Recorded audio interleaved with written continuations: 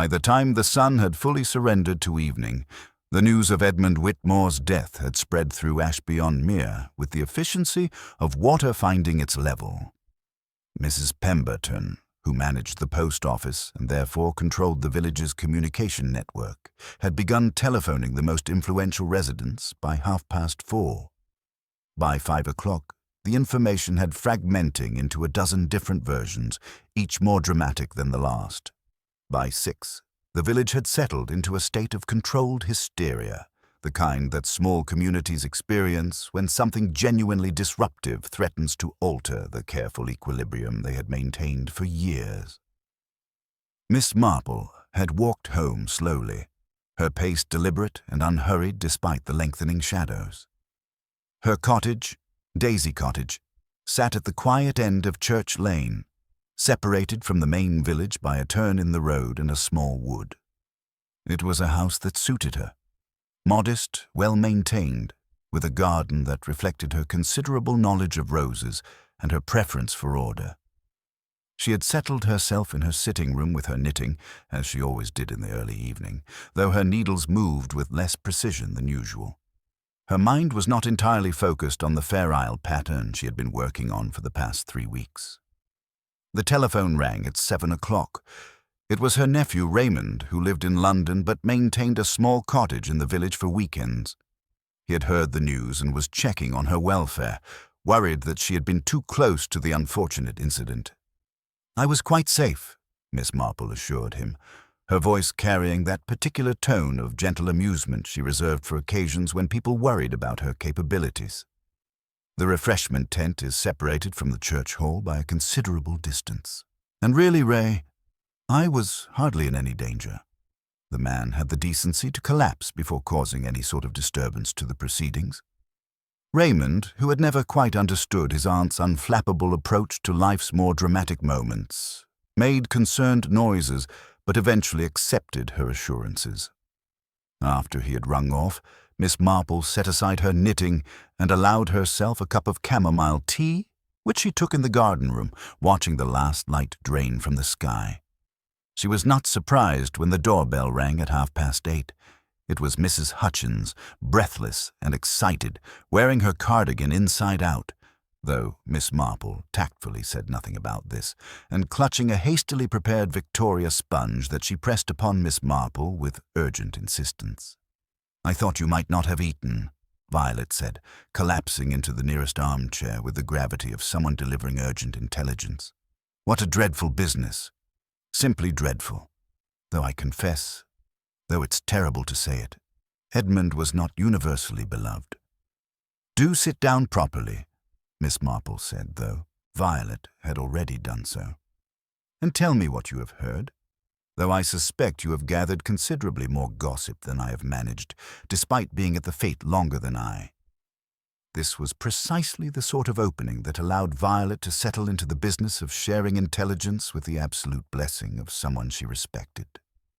She leaned forward conspiratorially, her eyes bright with the peculiar energy that comes from proximity to scandal. "Well," Violet began, "Margaret Foster, poor Margaret, was fetching fresh water for the refreshment tent when she discovered him. She said he was lying on the floor beside his paintings, looking perfectly peaceful except for being entirely dead. Dr. Henley said it was his heart, most likely, though he couldn't be certain without a proper examination. But here's the thing, Jane, and this is what everyone is whispering about. There was a glass of water right beside him, filled absolutely to the brim. Now, why would a man take the trouble to fill a glass with water to that degree if he was about to have a heart attack?" "That does seem curious," Miss Marple agreed mildly. "Exactly, which is why some people are wondering if perhaps it wasn't his heart at all. Mrs. Pemberton, you know how she talks, suggested that perhaps someone had poisoned him. Put something in the water. Edmund had enemies, Jane. More than you might think. His son Thomas has been making a fuss about money. And there's the business with Patricia Ashford." "What business?" Miss Marple asked, her needles resuming their gentle rhythm. Violet dropped her voice to a whisper, though they were entirely alone in the sitting room. Edmund had been spending rather a lot of time at the Ashfords' house. ostensibly to paint Patricia's portrait. She's become quite the patron of the arts, you see, but everyone knows it was more than that. Her husband Geoffrey was in London on business last month when Edmund was there practically every afternoon.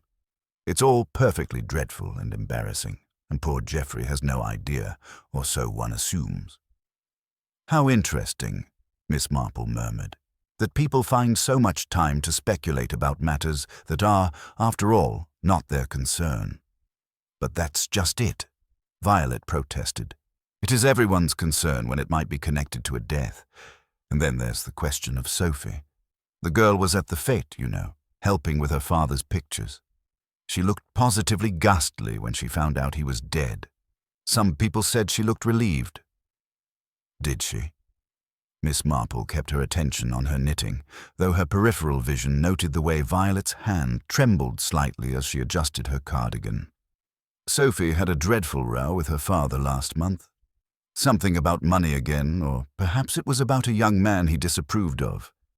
She's been working at the library in town, quite contentedly, but Edmund wanted her to pursue something more prestigious.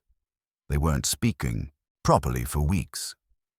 Miss Marple nodded thoughtfully. The pattern was beginning to emerge, as patterns always did in small villages. A man connected to nearly everyone, a man who had spent his considerable charm and less considerable talent on maintaining a position of social prominence, had apparently managed to accumulate grievances rather like someone might accumulate dust in a neglected corner. And now that man was dead, found beside a glass of water filled precisely to the brim. The question, of course, was whether that precision indicated intention or merely coincidence. Miss Marple had learned over her long life that coincidences were far rarer than people generally believed. When one examined them closely, they usually turned out to be something else entirely. After Violet had departed, having extracted several promises from Miss Marple that she would be careful and thoughtful about what she had heard, Miss Marple sat alone in her garden room, watching the final darkness settle over Ashby-on-Mere. Tomorrow Inspector Graves would arrive. Tomorrow the formal investigation would begin. And tomorrow, she suspected, would be the day when certain truths began to emerge from beneath the careful surface of village civility. But tonight the village slept uneasily, full of secrets and suspicions, each household harboring its own fears about what the morning might reveal. Monday morning arrived in Ashby-on-Mere with the peculiar quality of a day that feels like it belongs to someone else's life. The sun rose as it always did, indifferent to the fact that Edmund Whitmore would not rise to greet it. The milk float made its rounds. Mrs. Pemberton opened the post office at 9 o'clock sharp, and by 9:15 Inspector Michael Graves had arrived in the village, accompanied by a constable and an air of professional competence that immediately displaced Sergeant William's authority. The inspector was a man of approximately 50, with the sort of face that had learned not to reveal what it thought. He had set up a temporary office in the church hall, the very space where Edmund Whitmore had spent his final moments surrounded by paintings he had created but never truly understood. Miss Marple, observing from her position at the village shop, where she had gone ostensibly to purchase tea but primarily to observe, noted the methodical way the inspector had arranged the space.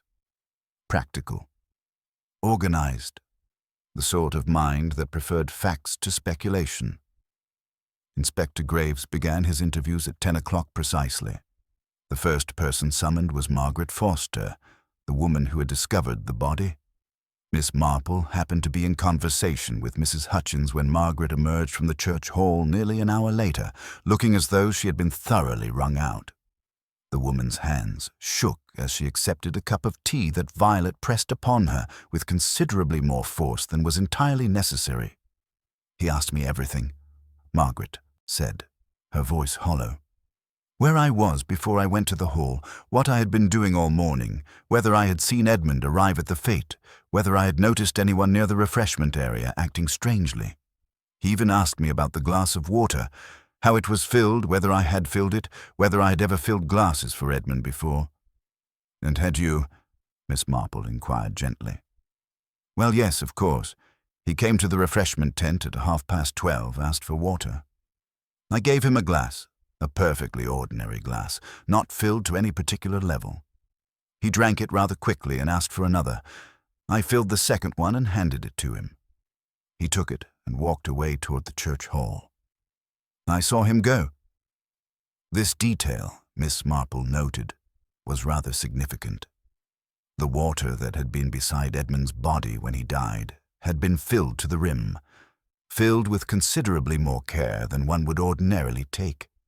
Yet Margaret had given him a glass filled normally, as one did, which meant the glass beside his body was not the one Margaret had provided, which meant someone else had filled it to that precise level and placed it beside him. Or perhaps Edmund himself had refilled it in the church hall, or perhaps something else entirely had occurred. "How did he seem when he took the water?" Miss Marple asked. "Normal, I suppose. He thanked me politely. He was being charming, as he usually was. He had been spending much of the morning speaking with people, showing off his paintings, accepting compliments." Margaret paused, her cup rattling against the saucer. "Though I did notice he seemed rather irritated when he spoke to Thomas. His son, I mean. They had words near the refreshment tent. Nothing terribly loud, but Edmund's voice had that particular edge it got when he was displeased. By early afternoon, word had begun to circulate about the nature of Inspector Graves' inquiries. He was asking detailed questions about Edmund's health, his habits, his relationships. He was asking people to account for their movements during the hour between 1 o'clock and 2:30, which was apparently the window during which Edmund had died. He was asking about Edmund's finances and whether anyone knew of disputes or quarrels.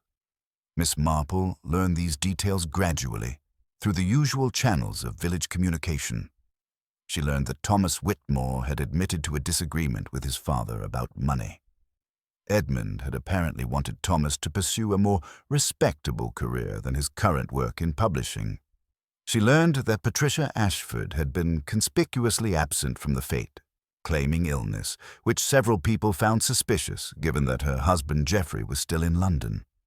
She learned that Sophie Whitmore, when questioned, had admitted that she and her father had not been on the best of terms recently, though she refused to elaborate on the cause. By mid-afternoon, the preliminary findings from the RIZ police surgeon had begun to filter through official channels, and Miss Marple, who had developed certain friendships with people who were inclined to share such information, received word that there was no evidence of poisoning in the initial examination. The glass of water had contained nothing except water. Edmund Whitmore's body, so far as could be determined without a full autopsy, showed no signs of violence or foul play. It appeared to have been, as Dr. Henley had initially suggested, a heart attack. Yet something nagged at Miss Marple as she sat in her garden in the late afternoon, her knitting abandoned beside her. It was the precision of the water glass that troubled her. If Edmund had simply collapsed from a heart attack, why had someone gone to the trouble of filling a glass to the absolute rim? It was not a natural act. It was deliberate. It was careful. It was, in its way, quite pointed. She was still contemplating this puzzle when the telephone rang at 4:30. It was Sergeant Williams, asking if she would be available to speak with Inspector Graves at her home at 5:30. The inspector was conducting follow-up interviews with key witnesses, and given her presence at the fete and her reputation in the village, the sergeant rather thought the inspector would find her account valuable. Miss Marple agreed, of course. She always agreed to such requests. But as she set aside her knitting and moved to prepare a pot of tea, it seemed likely that Inspector Graves would appreciate hospitality. Her mind was already working through the possibilities. Someone in this village had deliberately filled a glass to the rim and placed it beside Edmund Whitmore. Someone had wanted to make a point or send a message, or perhaps simply ensure that there was no ambiguity about what they had done, and that someone, Miss Marple suspected, had very carefully constructed a narrative that pointed toward natural causes while hiding something far more deliberate beneath the surface. Inspector Graves arrived precisely at 5:30, a man who apparently believed that punctuality was a form of respect. Miss Marple had prepared the sitting room with careful attention to detail.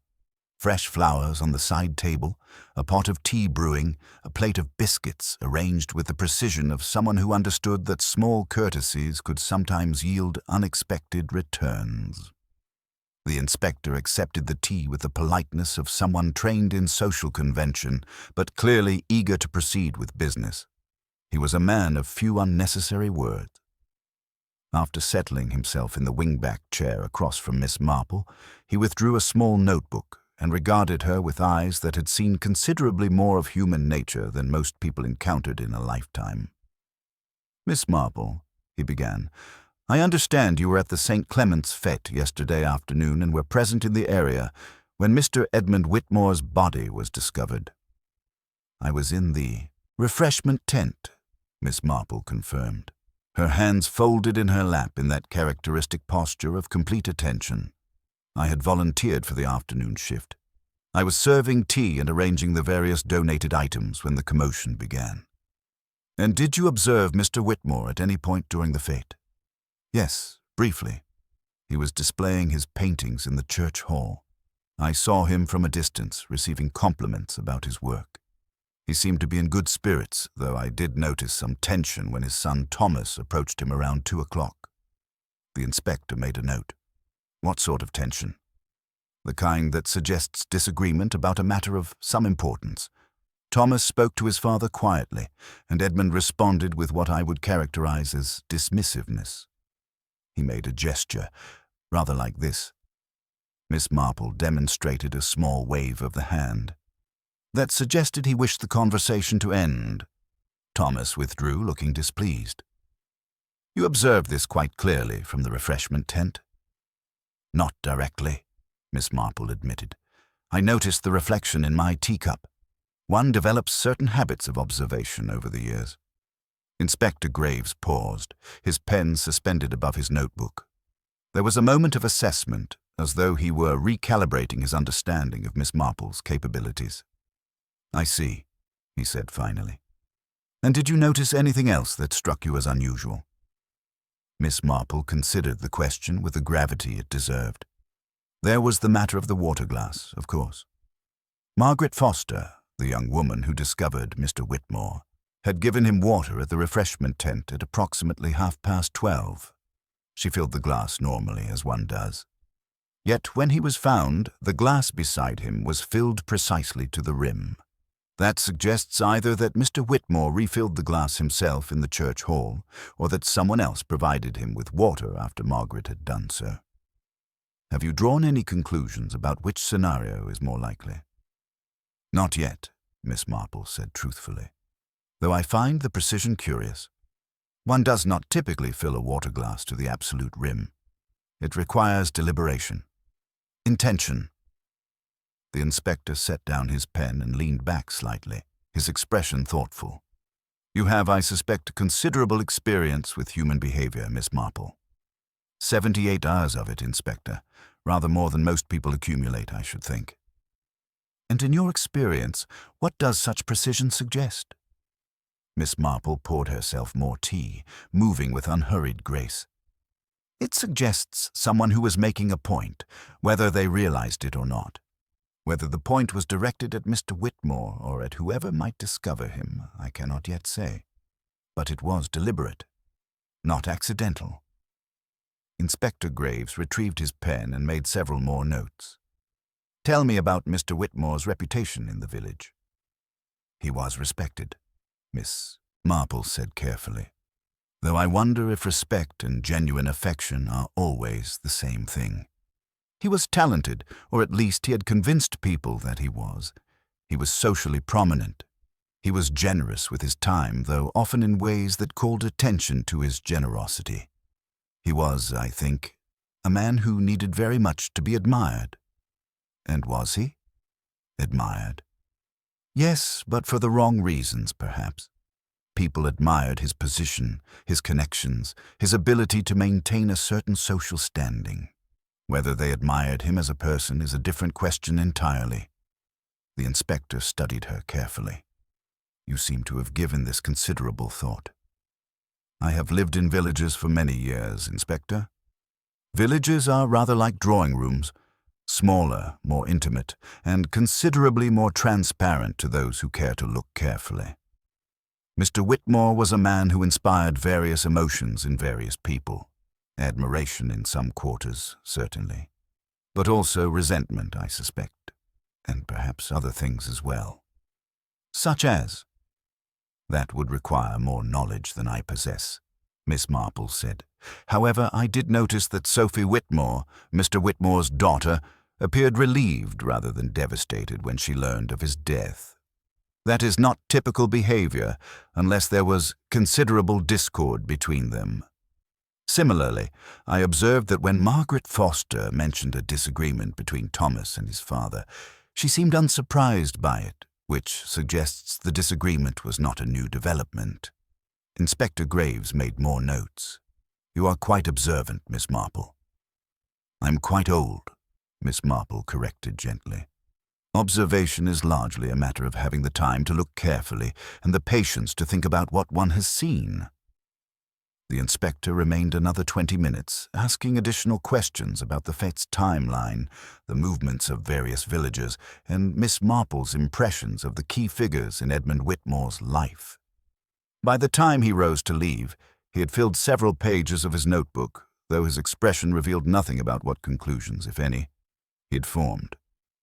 At the door, he paused. Miss Marple, if you observe anything else that strikes you as significant, would you contact me?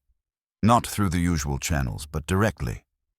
Of course, Inspector, Miss Marple agreed, though I suspect you will discover what needs to be discovered without my assistance.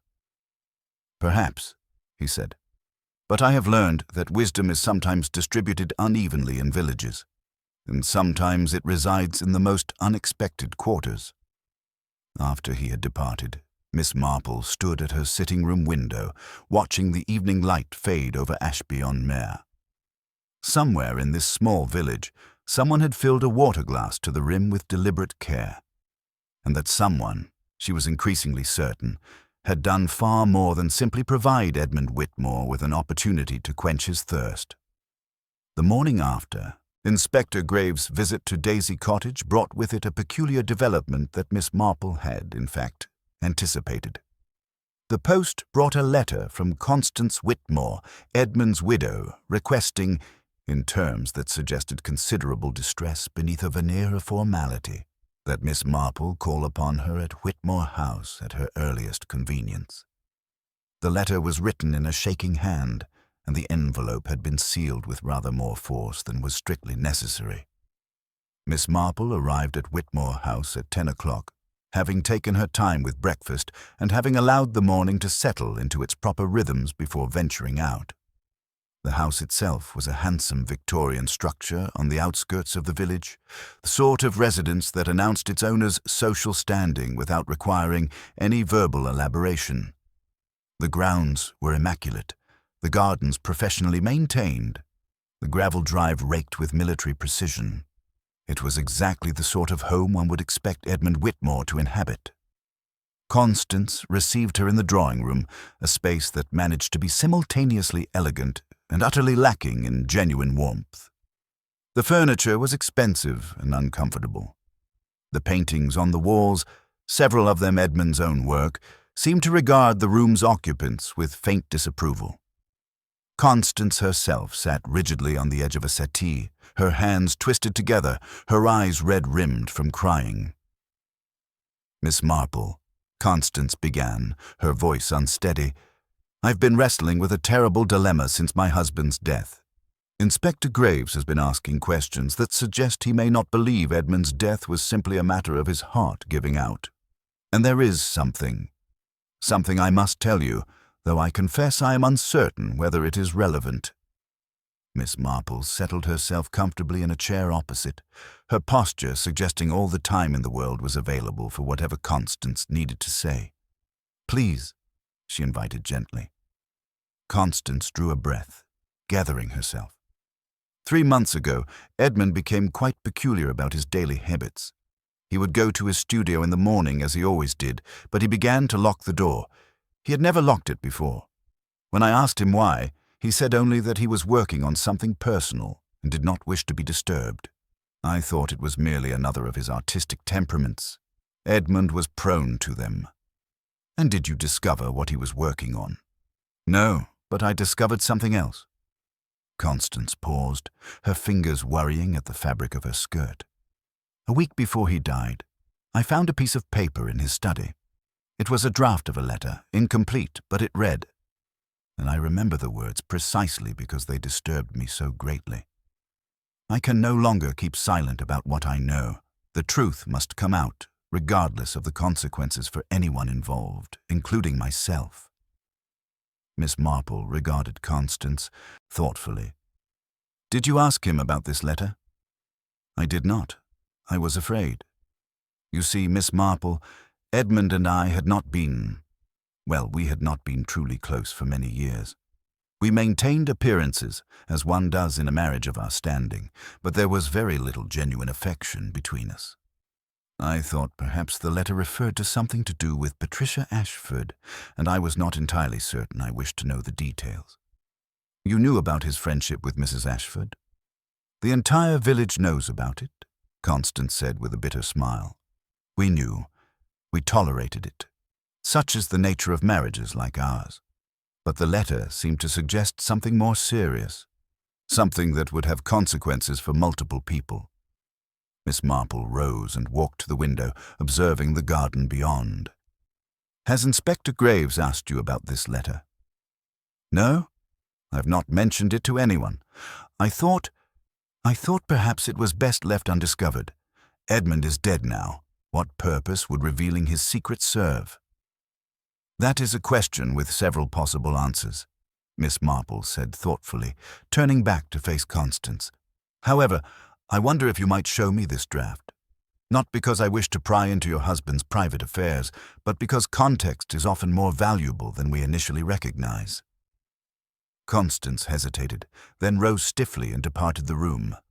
She returned 5 minutes later with a piece of paper, which she handed to Miss Marple with obvious reluctance. The handwriting was indeed Edmund's.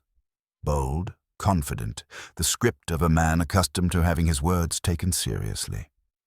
The draft read as Miss Marple had been told, but there were additional lines below the portion Constance had quoted. I have been a coward for too long. What happened in London was not an accident, and someone must be held responsible. I should have spoken years ago. I cannot live with the weight of it any longer. Do you know what he refers to? Miss Marple asked. I do not. Edmund lived in London for several years before we married. He had friends there, though I never knew them well. He rarely spoke about that period of his life.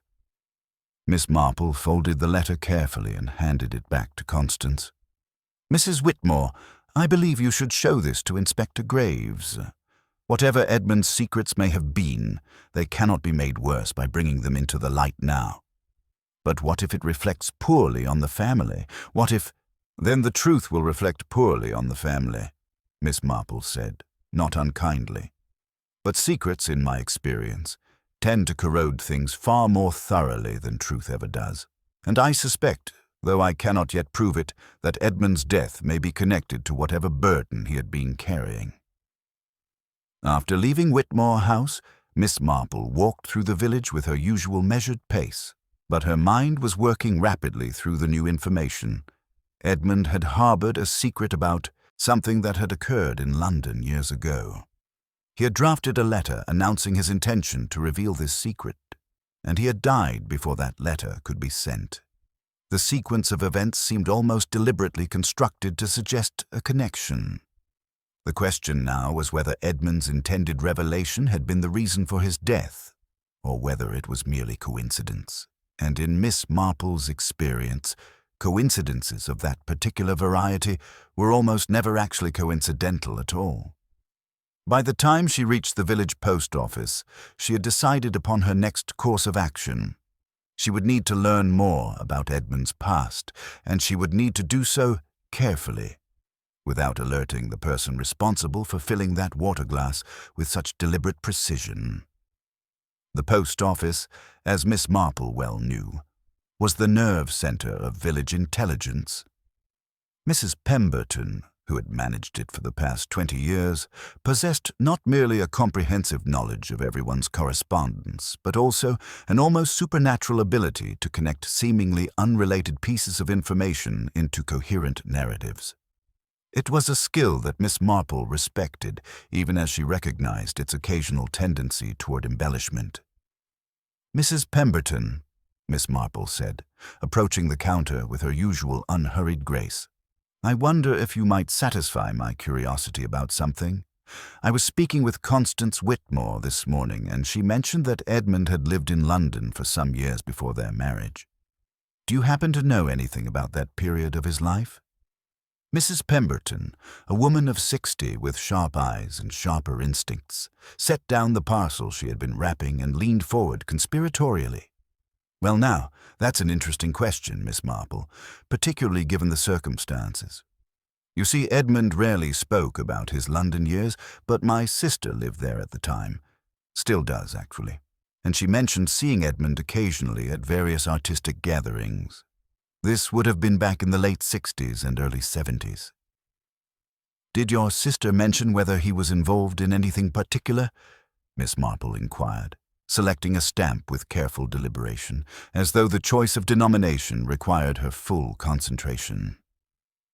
"There was something," Mrs. Pemberton said, lowering her voice slightly despite the post office being entirely empty except for themselves. "My sister said that Edmund had been part of a rather bohemian circle. Artists, writers, that sort of crowd. There was a woman involved, an artist herself, apparently. Very talented, according to my sister's account. Edmund was quite taken with her." "And what became of this woman?" Mrs. Pemberton's expression shifted, becoming more guarded. "That's the curious part, Miss Marple. According to my sister, the woman, I believe her name was Margaret or possibly Miranda, died quite suddenly. An accident, it was ruled at the time. She fell from a window in her flat. It was a terrible scandal, and apparently Edmund was quite devastated. He withdrew from that circle entirely after that, came back to Ashby-on-Mere, and within a couple of years had married Constance." Miss Marple absorbed this information with the same unruffled calm she brought to every detail of village life. "How interesting. A tragic story. Certainly. Do you happen to know whether anyone else from that London circle was connected to Edmund after he returned to the village?" Mrs. Pemberton's eyes narrowed slightly, and Miss Marple sensed she had touched upon something significant. "Well," the postmistress said slowly, "I wouldn't want to speak out of turn, but Thomas Whitmore, Edmund's son, has been spending rather a lot of time with a young woman named Julia Carmichael, who works at the library in town. Julia's mother passed away some years ago, but Julia's father, before he died, was apparently part of that same London artistic circle. He was a writer, I believe. I don't know if he knew Edmund specifically, but the connection exists." This detail was sufficiently interesting that Miss Marple found herself genuinely intrigued. How remarkable that these connections persist across so many years. "Isn't it?" Mrs. Pemberton agreed. "Though in small villages and through families, these things do have a way of continuing, don't they? My sister mentioned, actually, that Edmund's friend from London, the one who might have known about the woman's death, came to the village about 6 months ago. My sister saw him at the post office when she was visiting. She recognized him immediately, though he had aged considerably. She said his name was Richard Ashford." Miss Marple's hands, which had been arranging her stamps and her parcel, stilled for just a moment. "Richard Ashford? Is he related to Mrs. Patricia Ashford by any chance?" "Her brother, I believe," Mrs. Pemberton confirmed. "Came back to England after living abroad for decades. Apparently he and Patricia hadn't been in touch for many years, but they reconciled when he returned. He's been living with her and Geoffrey, according to what I've heard. Keeps rather to himself, though, doesn't come into the village much." After completing her business at the post office, Miss Marple walked slowly home, her mind organizing the new information into patterns that were beginning to suggest a structure of considerable complexity. Edmund Whitmore had known a woman named Margaret or Miranda, who had died in London under circumstances deemed accidental. Edmund had drafted a letter suggesting he could no longer keep silent about what he knew regarding an incident that had not been accidental. Richard Ashford, who had been part of that same circle, had recently returned to the village and was now living with his sister Patricia, with whom Edmund had been conducting an affair. The pieces were beginning to form a picture, though several crucial elements remained obscured. What exactly had Edmund known? What had he been preparing to reveal? And most importantly, who among the people currently residing in Ashby-on-Mere had sufficient motivation to prevent that revelation? That evening, Miss Marple telephoned Inspector Graves at the police station and requested a brief meeting at his temporary office in the church hall. When she arrived at 7 o'clock, she found him reviewing documents, his expression one of controlled frustration. "Miss Marple," he greeted her, gesturing to a chair. "I suspect you have discovered something." "I have discovered a context," Miss Marple corrected gently. "Whether it is relevant to your investigation, I cannot yet say with certainty. However, I believe Edmund Whitmore's death may be connected to an incident that occurred in London approximately 50 years ago. An incident involving a woman's death that was ruled accidental, but which Edmund apparently believed was something quite different." Inspector Graves set down his pen and leaned back, his full attention now focused upon her. "Go on," he said. And Miss Marple, speaking quietly and with careful precision, began to outline the connections she had discovered, watching the inspector's expression shift as he began to perceive the architecture of a conspiracy that had been patiently constructed across decades. Inspector Graves listened with the focused intensity of a man who had learned to distinguish between gossip and genuine intelligence. When Miss Marple had finished her account, he sat in silence for a full minute, his fingers steepled beneath his chin, his eyes fixed on something beyond the physical space of the church hall office. "This is," he said finally, "considerably more complicated than a village heart attack." He rose and began to pace, a habit that suggested his mind was working through multiple possibilities simultaneously. "If what you suggest is accurate, then Edmund Whitmore was preparing to reopen an investigation that occurred 50 years ago. An investigation that would implicate someone currently residing in this village, and that someone would have had a powerful motivation to ensure Edmund's silence." "Yes," Miss Marple agreed, "though I would caution that motivation alone does not constitute proof. We must establish what actually occurred in London, and we must determine who among those involved possessed both the means and the opportunity to place that water glass beside Edmund on Saturday afternoon." "The water glass," Inspector Graves repeated, stopping his pacing. "You remain convinced that detail is significant?" "I'm convinced it was deliberate," Miss Marple said. "Whether the deliberation was intentional or merely habitual, I cannot yet determine. But someone filled that glass with considerable care. Someone wanted to make a point or establish a pattern, or perhaps simply ensure that there was no ambiguity about their presence at the scene."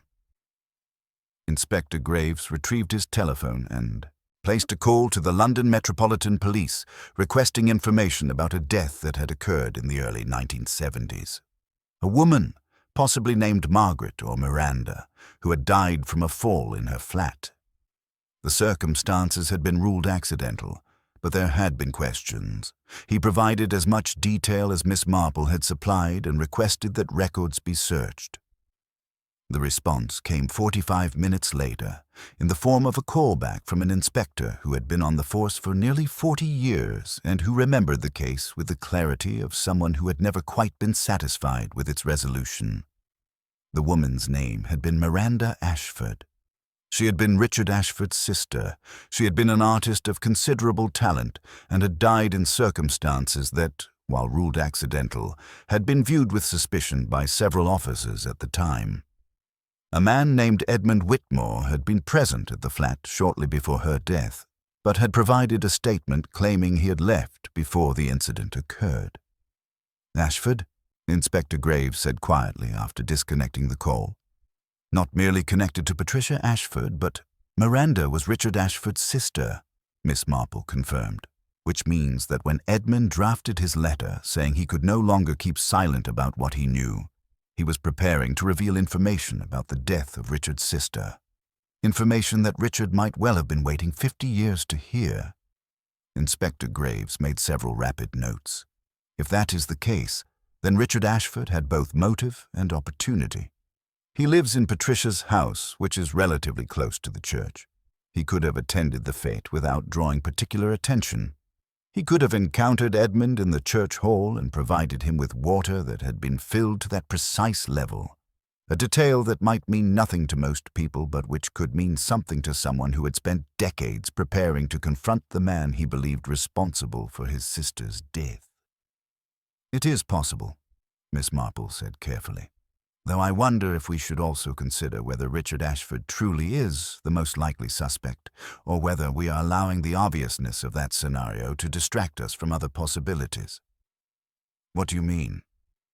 "I mean," Miss Marple said slowly, "that someone went to considerable trouble to place themselves in proximity to Edmund at the moment of his death.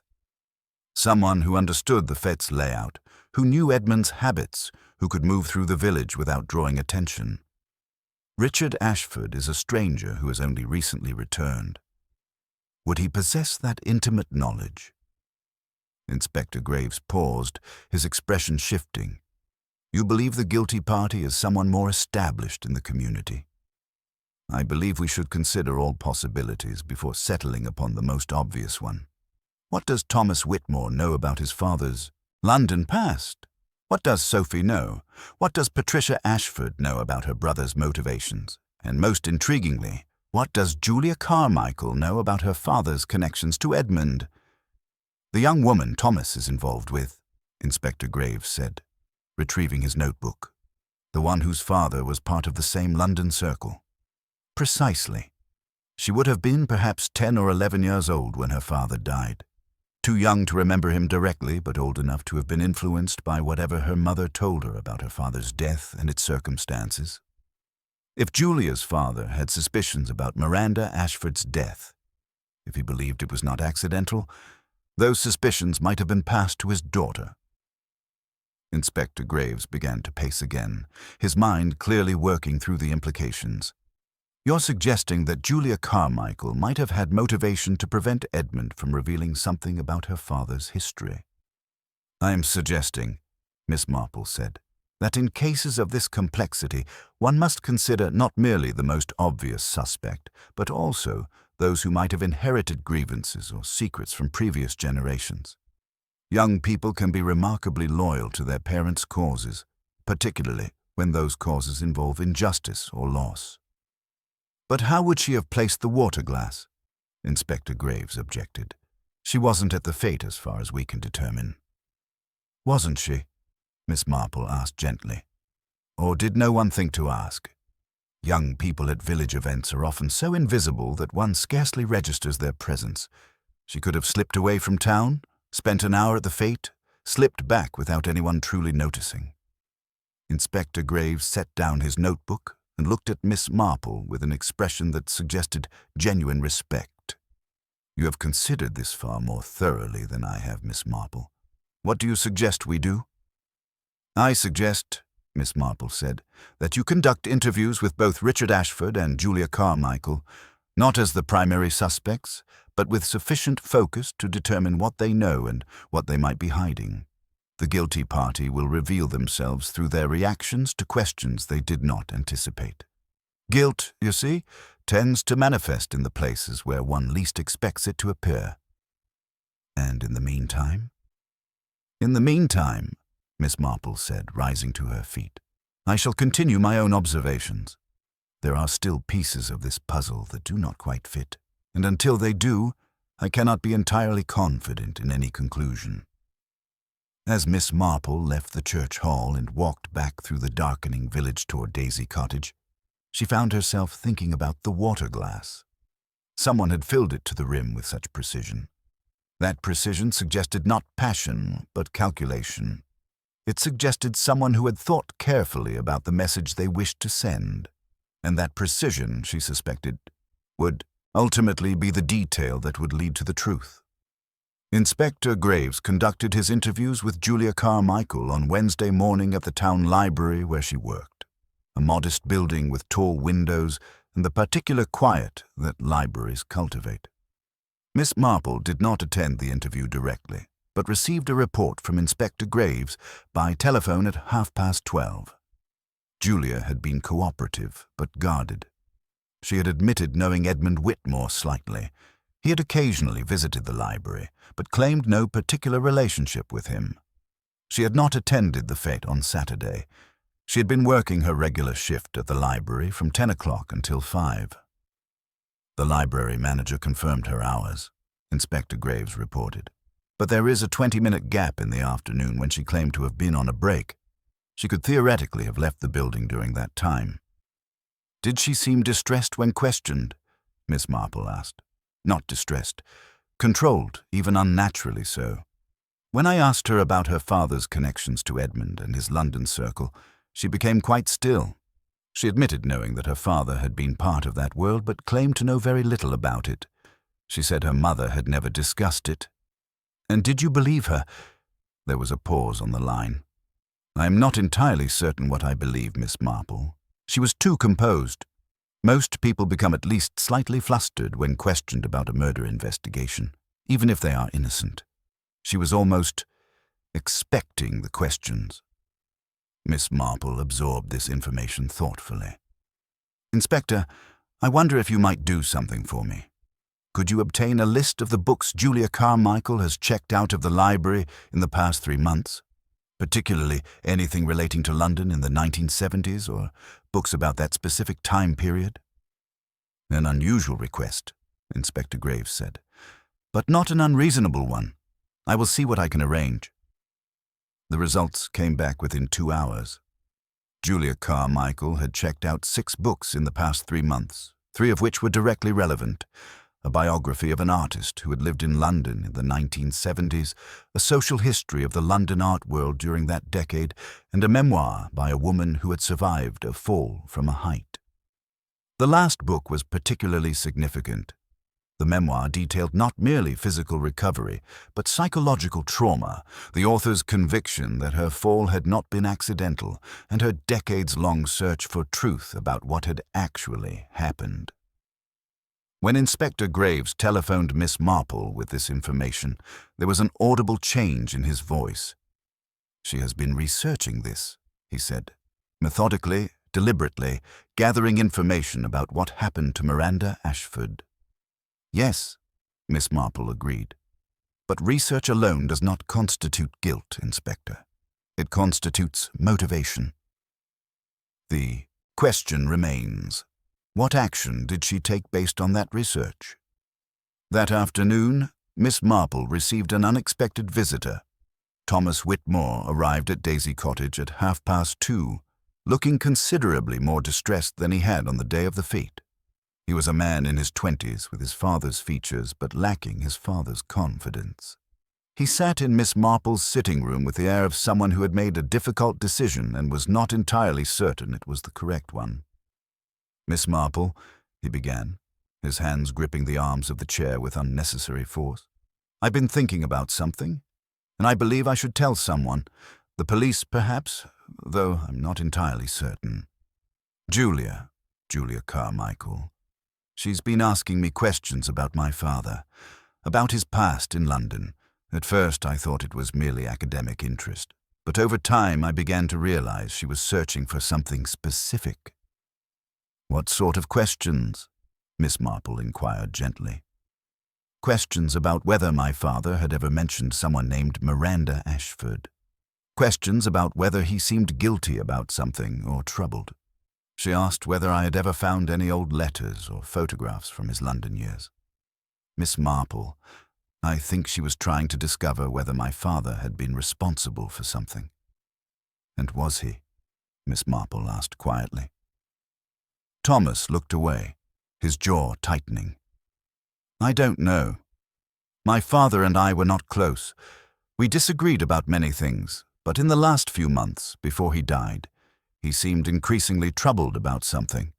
He would sit in his study late at night, and I would hear him pacing. When I asked him what was wrong, he would say it was nothing, just old ghosts. But he seemed almost relieved about something, as though he had made a decision that lifted a burden, even if it was a decision that frightened him. Did he seem frightened? Miss Marple pressed. Yes, genuinely frightened, which is odd because my father was not a man who frightened easily. He was arrogant, confident to the point of recklessness, but in those final weeks, he was afraid of something. After Thomas had departed, Miss Marple sat in her garden room, watching the afternoon light shift across the flower beds.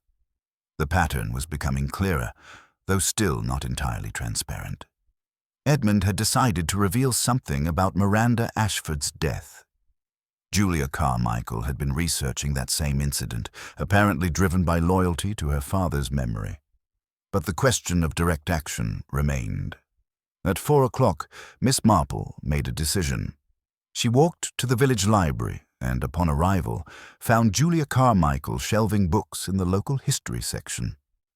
The young woman looked up and something flickered in her eyes. Recognition, perhaps, or resignation. "Hello, Julia," Miss Marple said pleasantly.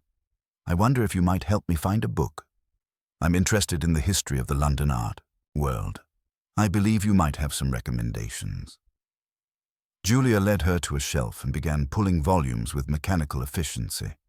But her hands trembled slightly, and Miss Marple noticed the way her breathing had become shallow.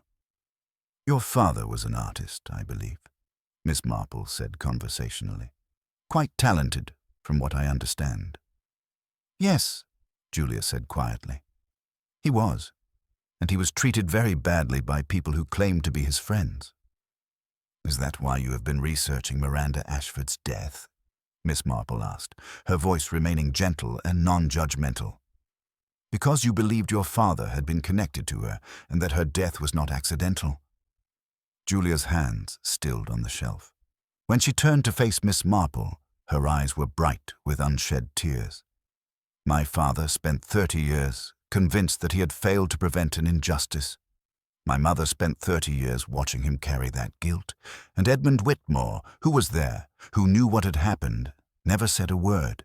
He just lived his comfortable life in his comfortable village." "And so you decided to encourage Edmund to finally tell the truth?" Miss Marple asked. "I decided," Julia said very quietly, "that truth could not remain buried forever." Miss Marple guided Julia to a small alcove at the back of the library, where they could speak with reasonable privacy.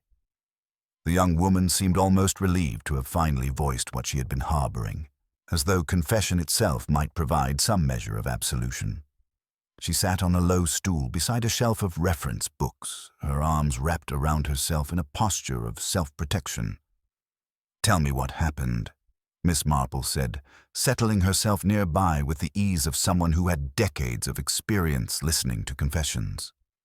"Not what you did at the fete. We can address that when the time comes. But what drove you to this point? What did your father tell you about Miranda Ashford?" Julia's voice, when she began to speak, was barely above a whisper. "My father died when I was 10 years old. He had a heart attack, just as my mother said Edmund had done on Saturday. But before he died, he left me a letter. My mother kept it until I was 18, and then she gave it to me. In it, my father described what he had witnessed in London. He described going to Miranda's flat on the evening she died. He described how Edmund had been there, and how there had been an argument. My father said Edmund had been furious about something, some revelation Miranda was planning to make, some secret she intended to expose." "And your father witnessed this argument?" Miss Marple prompted gently. "He arrived just as it was reaching its climax. Miranda was standing near the window, very upset. Edmund was pacing, angry. My father said he tried to intervene to calm them both, but Edmund was beyond reasoning. And then," Julia paused, her hands clenching, "and then Miranda fell, whether she was pushed or fell, accidentally. My father could never be certain. But he said Edmund's expression suggested it was not accidental. Edmund looked horrified, but also relieved, as though a problem had been solved. Did your father report this to the police? He considered it, but Edmund denied being there. Edmund said he had already left the flat before my father arrived, and Edmund was persuasive. He had social standing. My father was just a struggling artist with no witnesses except Miranda, who was dead. The police believed Edmund's account. They ruled Miranda's death accidental. My father spent the rest of his life knowing the truth and being powerless to prove it. Miss Marple considered this carefully. Your father wrote to Edmund about this. Several times over the years. Edmund never responded. My father said that silence was the worst part. Not outright denial, but complete refusal to acknowledge what had happened. It was as though my father's grief and conviction simply did not exist in Edmund's world. And Edmund recently began preparing to tell the truth? Miss Marple asked. Julia nodded. I didn't approach him directly. I was too afraid of what I might say or do. But I made certain he knew I was in the village. I visited his house once, pretending to deliver a library book. I wanted him to see my face and recognize the connection to my father. I wanted him to understand that someone remembered, that someone knew the truth. And how did he react? He was frightened. I saw it immediately. At first, he seemed not to recognize who I was, but then I introduced myself as Julia Carmichael, and I watched understanding dawn on his face. After that, he began avoiding me, but he also began writing. I think he finally decided that the weight of the secret was too great to carry any longer. I think he decided to tell the truth. Did you speak with him again after that initial meeting? Julia shook her head. Not directly. But I left him a note at the fete. Just a few lines. I wrote, "The truth has a way of rising to the surface, like water to its proper level. You cannot hold it down forever." I thought perhaps it would give him courage. I thought perhaps he would finally do the right thing. Miss Marple sat in silence for a moment, processing this information. And the water glass, Julia, what was your intention with that? Julia looked up, genuine confusion in her eyes. What water glass? I don't understand. Miss Marple studied her carefully, observing the young woman's face with the attention of someone who had spent 7 decades learning to read the subtle indicators of truth and deception. Julia's confusion appeared genuine. Her surprise was not performed, but authentic. There was a glass of water beside Edmund when he was found, Miss Marple said slowly. It was filled precisely to the rim. I had believed that detail to be significant, a deliberate message, but perhaps I was incorrect. I didn't place any water glass, Julia said, emphatically. I gave him a note, that's all. I wanted him to know that his secret had not been forgotten, that someone was holding him accountable. But I didn't want him dead. I wanted him to finally tell the truth. I wanted my father's memory to be honored. Miss Marple rose slowly, her mind recalibrating its conclusions. If Julia Carmichael had not placed the water glass, then who had? The precision of that detail, the deliberate care taken in filling it to the exact rim, that suggested intention.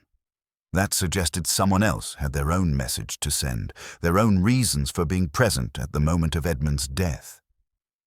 Julia, Miss Marple said quietly, I must ask you this with complete honesty. Did you know that Edmund had a heart condition? No, Julia said. I didn't. I assumed he was healthy. He seemed vigorous enough. And you did not place anything harmful in his vicinity? You did not give him anything to consume? No, I only gave him the note. I swear it on my father's memory. Miss Marple believed her. The question now was considerably more complicated. If Edmund had died of a heart attack, and if Julia had not contributed to his death, then what significance did the water glass truly possess? And more troubling still, if the water glass was not connected to Edmund's death, who had placed it there, and why? As Miss Marple walked back toward Daisy Cottage in the gathering dusk, She found herself reviewing the entire case with fresh eyes. She had been so certain of the pattern, so confident in the connection between Edmund's intended revelation and his sudden death. But perhaps she had been constructing a narrative that fit her expectations rather than one that fit the facts. The truth, it seemed, was considerably more elusive than she had initially believed, and somewhere in Ashby-on-Mere, someone else was harboring a secret that had nothing to do with London, nothing to do with Miranda Ashford, and everything to do with the precise moment when Edmund Whitmore had taken his final breath. The autopsy results arrived on Thursday morning, delivered by telephone to Inspector Graves from the pathologist in the county town. Miss Marple received a summary through an indirect channel. Mrs. Hutchins had overheard Sergeant Williams discussing it with the vicar's wife, but the essential facts were clear. Edmund Whitmore had indeed died of a heart attack. There was no evidence of poison, no indication of foul play, no sign that anything untoward had been administered. His heart had simply ceased to function, a commonplace conclusion to an increasingly uncommon investigation. So it was natural causes after all, Mrs. Hutchins said when she called upon Miss Marple that afternoon, the disappointment in her voice barely concealed beneath a veneer of civic concern. Though one wonders why the police have continued investigating so thoroughly if it was merely an unfortunate cardiac episode. One wonders indeed, Miss Marple agreed, her hands occupied with the methodical work of tending her roses. She was deadheading spent blooms with the same careful attention she had once brought to the Edmund Whitmore case, and indeed, the rhythm of the work seemed to free her mind for genuine thought. Though natural death and natural causes are not always synonymous terms, are they? After Violet had departed, Miss Marple set down her secateurs and stood very still in her garden, allowing the afternoon light to wash over her. The case had shifted fundamentally. Edmund had not been murdered, at least not in any manner that modern medicine could detect. Yet someone had filled a glass of water to the precise rim and placed it beside him. Someone had done this with deliberation, and that someone remained unidentified. She was still standing in this contemplative posture when the telephone rang. It was Inspector Graves, his voice carrying a note of frustrated perplexity. "Miss Marple," he began without preamble, "I've been reviewing the statements from everyone at the fete on Saturday. I've been particularly focused on determining who had access to the church hall during the critical period. And I've discovered something curious." "Yes?" Miss Marple prompted, already returning to her sitting room. "Sophie Whitmore's account of her movements contains a discrepancy. She told us she was helping her father display his paintings from approximately 11 o'clock until the fete concluded. However, Margaret Foster, the woman who discovered Edmund's body, mentioned in passing that she had seen Sophie near the refreshment tent at approximately 1:30, carrying a glass of water." Miss Marple's mind, which had been wandering slightly, snapped into sharp focus. "Carrying a glass of water?" "Precisely. When I questioned Sophie about this, she became quite defensive. She claimed she was simply fetching water for herself, that she had felt faint and needed something to drink. But her tone suggested she was lying. When I pressed her, she became evasive and eventually asked for her mother's solicitor." "How interesting," Miss Marple murmured. A young woman who appeared relieved at her father's death suddenly becoming defensive about her movements. "Exactly. I'm beginning to suspect that Sophie may have had more involvement in the events of Saturday than we initially believed. But the complication is that Edmund died of natural causes. Even if Sophie filled a glass of water and placed it beside him, that action does not constitute a crime. Unless the glass contained something that precipitated the heart attack," Miss Marple said slowly. "Inspector, the pathologist found no evidence of poison in Edmund's body, but did they test the residue in the glass itself?" There was a pause, and Miss Marple sensed the moment of realization on the other end of the line. "No," Inspector Graves said. "The glass was treated as evidence, but not analyzed. It held only water according to initial observation. But if it contained something that dissolved completely, or that was only present in trace amounts, it would still be tested," Miss Marple finished. Yes, Inspector, I believe that would be advisable. Within 2 hours, the water glass had been properly analyzed. The results, when they came back, revealed traces of a particular cardiac glycoside, a substance that could accelerate heart failure in someone with a pre-existing cardiac condition.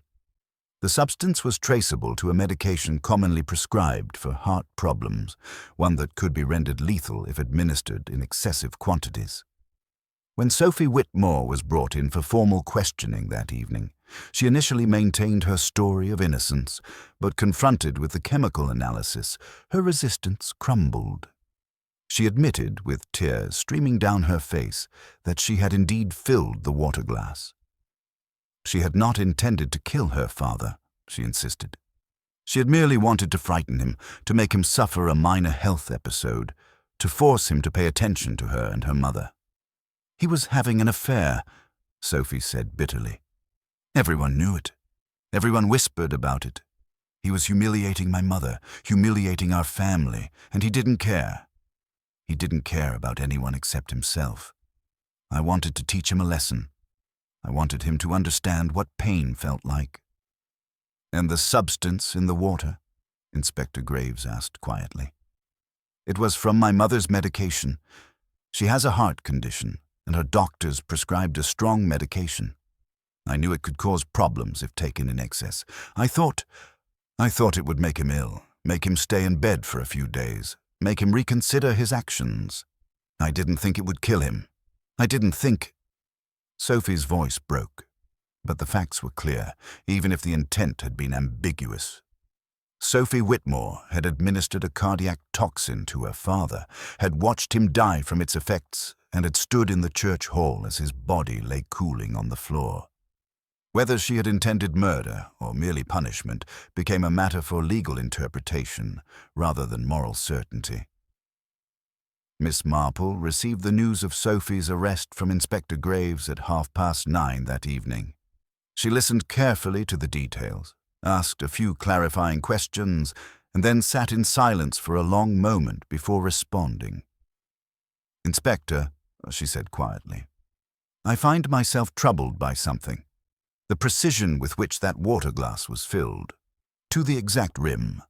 That suggests not anger or passion, but calculation. That suggests someone who was thinking very carefully about what they were doing.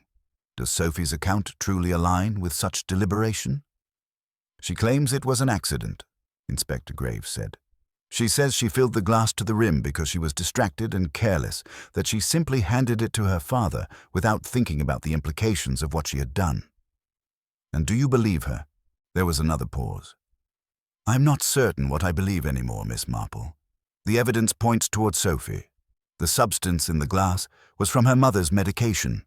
She admits to filling the glass and handing it to her father, but you are correct that something does not quite align. The precision seems inconsistent with her emotional state." "Yes," Miss Marple said softly. "It does. Inspector, I wonder if you might do something for me. I wonder if you might ask Sophie, who suggested she use her mother's medication, and whether anyone else knew about her intention to frighten her father." The silence on the line was lengthy. When Inspector Graves finally spoke, his voice had shifted. "You believe Sophie did not act alone?"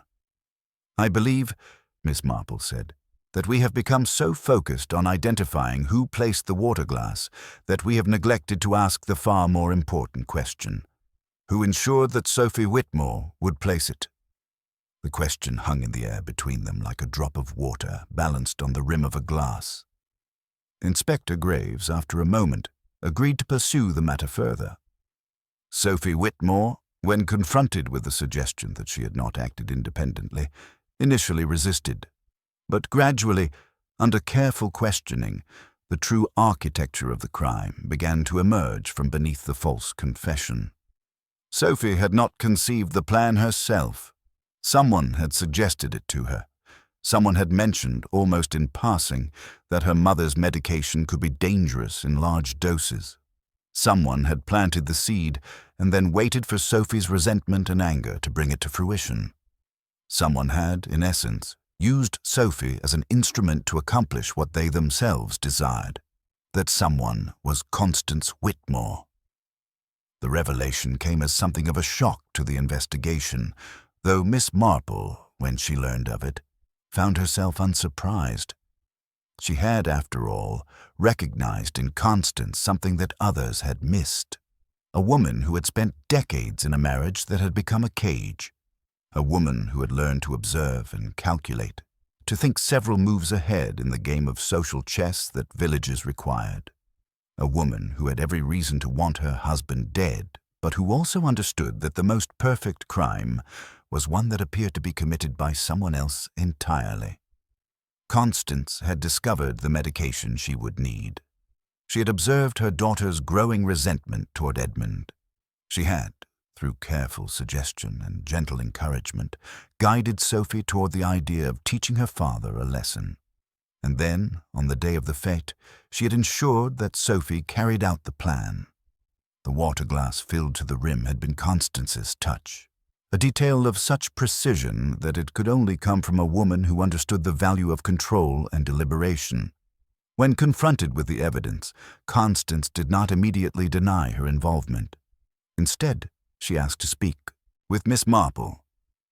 Inspector Graves arranged the meeting in the Church Hall office on Friday afternoon with the understanding that Miss Marple would report back on what Constance had to say.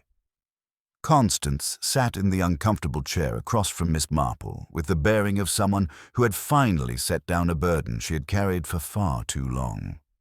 She was a woman of 60, though she appeared older in this moment, as though the necessity of maintaining her facade had been all that had kept her upright. "You understand, I suppose," Constance began without preamble, "that a woman in my position had very few options. Edmund was a man who took what he wanted and expected others to accommodate him. He had affairs with impunity. He spent money lavishly on his artwork and his pleasures. He humiliated me in front of the village repeatedly, and there was nothing I could do about it. Divorce would have ruined me socially. Leaving would have been impossible. I had no money, no independence, nowhere to go." "And so you decided to kill him," Miss Marple said gently. "I decided that I could not continue living as I had been living," Constance corrected. "I decided that something had to change. When I discovered the draft of Edmund's letter about Miranda Ashford, I realized that he was preparing to do something that might actually destroy him socially. For decades I had watched him construct this careful edifice of respectability. The thought that he might deliberately dismantle it seemed almost too good to believe." "But you were concerned he might find a way to redeem himself through confession," Miss Marple observed. "Precisely. Edmund always found a way to emerge from scandals relatively unscathed. He was charming, he was persuasive, he had social connections. I feared that even this revelation might be something he could survive and overcome. And I could not bear the thought of continuing to live as I had been, indefinitely, waiting for him to finally become the man I had married. If he ever had been such a man." "So you used Sophie?" "I guided Sophie," Constance corrected with a precision that was almost chilling. "I did not force her to do anything. I merely suggested possibilities. I merely mentioned the medication. I merely allowed her own anger and resentment to carry her toward a conclusion that I had already envisioned. Sophie was not an innocent. She was angry at her father. She wanted to hurt him. I simply provided her with the means and the opportunity." "And the water glass?" Miss Marple asked. "That was my contribution," Constance said with a slight smile. "Sophie filled it carelessly, hastily, frightened by what she was doing, but I took it from her and refilled it with precision. I wanted to create a detail that would suggest intention, deliberation, control. I wanted whoever found Edmund to understand that his death was not accidental, but the result of careful planning. I wanted the world to know that someone had taken action. But Edmund's death appeared to be natural causes," Miss Marple said. "The autopsy revealed nothing but his heart failure." "Because his heart did fail," Constance replied. "The medication simply accelerated what was already inevitable. Edmund had a weak heart. The doctors had warned him repeatedly.